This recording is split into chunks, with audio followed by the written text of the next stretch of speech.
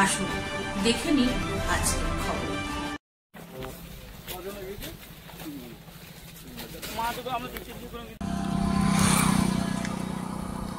নানুর বিধানসভার বড়া সাঁওতা অঞ্চলের বড়া গ্রামের দুধ কুমার বাগদি বয়স 18 বছর, পরিযায়ী শ্রমিক, সাংখাভারাম কাকিনাদা অন্ধ্রপ্রদেশে কাজের উদ্দেশ্যে রওনা হয়েছিলেন গতকাল সন্ধ্যায় রওনা হওয়ার পর রেল স্টেশনে তার আকস্মিক মৃত্যু হয়। আজকে মমতা বন্দ্যোপাধ্যায়ের নির্দেশ মতো এবং স্থানীয় প্রশাসনের তৎপরতায় মৃতদেহ তার বাড়িতে ফিরিয়ে আনার ব্যবস্থা করা হয় এবং পরিবারের পাশে থাকার প্রতিশ্রুতি দিলেন বীরভূম জেলা পরিষদের সভাধিপতি কাজল শেখ। নানুর থেকে স্টাফ রিপোর্টার ডিএনটিভি বাংলা।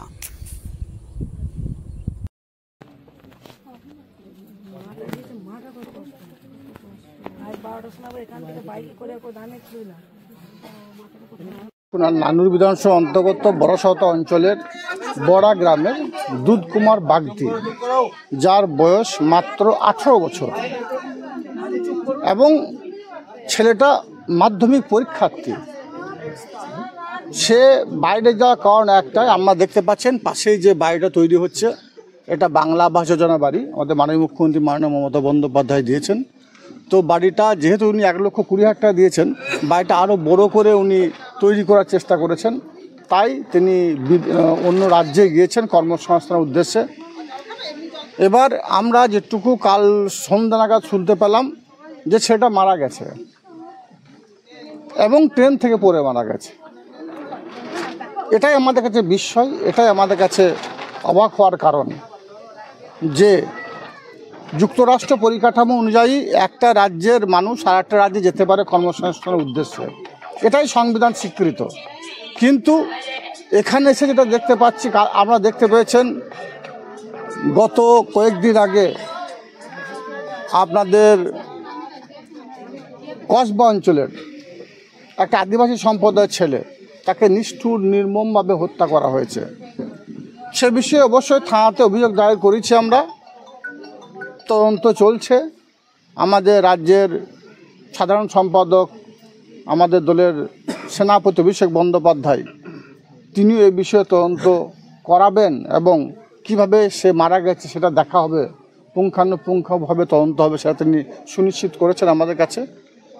আজকের এই যে ছেলেটা মারা গেছে, এর ভিডিও ফুটেজ, এর ছবিগুলো দেখে আমরাও একটু হতবাক, একটা স্তম্ভিত হয়ে গেছি যে হয়তো আমরা বাংলা ভাষায় কথা বলি, এটাই আমাদের অপরাধ, আমরা বাঙালি, এটাই আমাদের অপরাধ।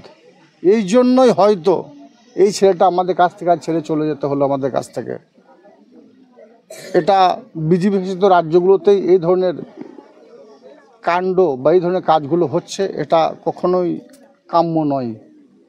তো এ বিষয়ে আমরা থানাতে অভিযোগ করব এবং এর যেটা সঠিক যে কিভাবে মারা গেছে সেটা আমরা দেখব এবং আমাদের রাজ্য নেতৃত্বকে এই বিষয়ে আমরা জানিয়েছি।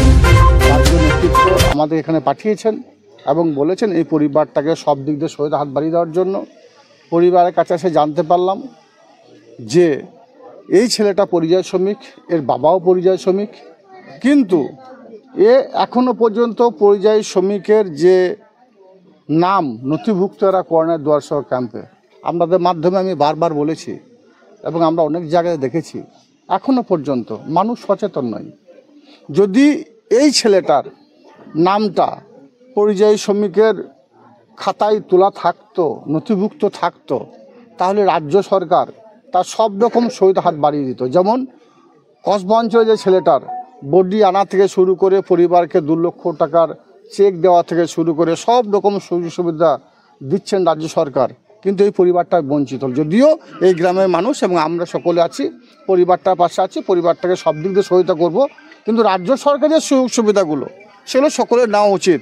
তাই আপনাদের মাধ্যমে সারা বীরভূমবাসীকে, সারা বীরভূম জেলার যারা পরিযায়ী শ্রমিক আছে, সারা বাংলার যারা পরিযায়ী শ্রমিক আছে, তাদের উদ্দেশ্যে একটাই কথা বলবো যে আপনারা এখনও দুয়ারে সরকার ক্যাম্প চলছে, আপনারা যারা এই রাজ্য থেকে অন্য রাজ্যে কর্মসংস্থানের উদ্দেশ্যে যাচ্ছেন তারা নামগুলো নথিভুক্ত করুন, নিজের নামগুলো লেখান।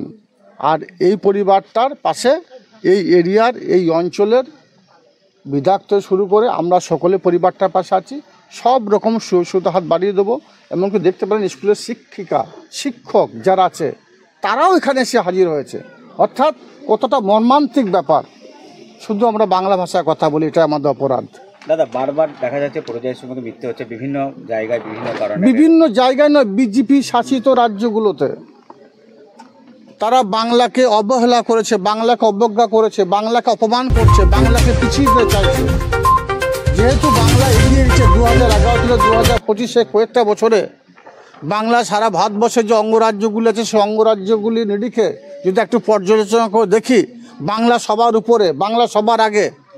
তাই বাংলাকে পিছিয়ে দেওয়ার এই যে পরিকল্পনা, যে চক্রান্ত, আমরা দেখেছেন নোটবন্দির সময় মানুষ লাইনে দাঁড়িয়ে তাদের টাকা জমা করেছে, গচ্ছিত সম্পদগুলোকে নিয়ে গেছে এবং হাজার হাজার মানুষ মারা গেছে।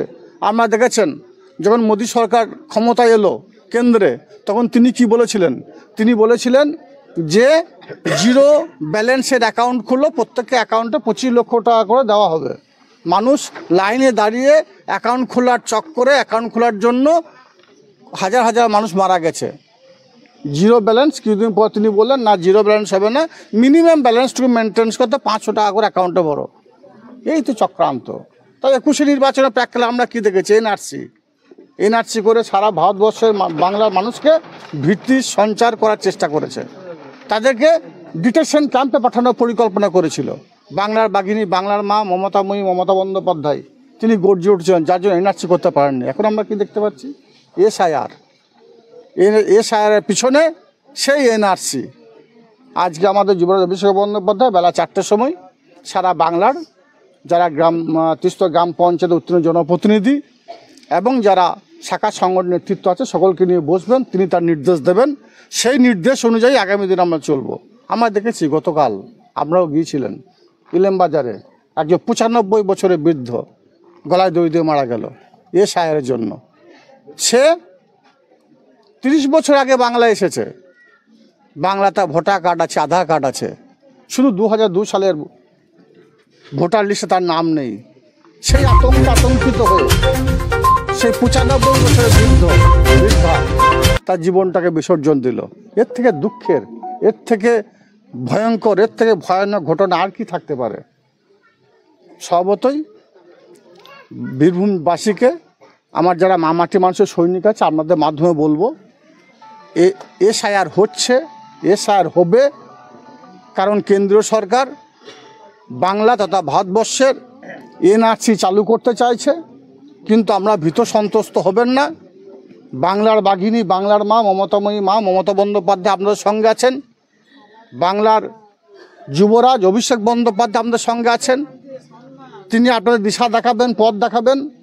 তাছাড়াও বীরভূম জেলার বিভিন্ন প্রান্তে যারা ভারতবর্ষের নাগরিক আছেন, তাদের উদ্দেশ্যে বীরভূম জেলার সভাধিপতি হিসাবে একটাই বার্তা দেবো, আপনারা নিশ্চিন্তে থাকুন। যদি বীরভূম জেলায় এসআইআরের চক্রান্তে কোনো ভোটার তার অধিকার থেকে বঞ্চিত হয়, কোনো ভোটার যদি তার গণতান্ত্রিক অধিকার থেকে বঞ্চিত হয়, কোনো ভোটার যদি তার সাংবিধানিক অধিকার থেকে বঞ্চিত হয়, বঞ্চিত করছে কিন্তু বিজেপি, ছেড়ে কথা বলবো না।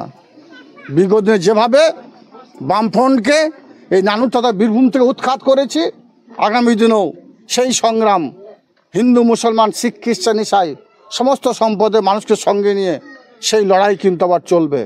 তোমাদের বাংলা নয়, বীরভূম নয়, গুজরাটে পাঠিয়ে ছাড়বো, অপেক্ষা করো।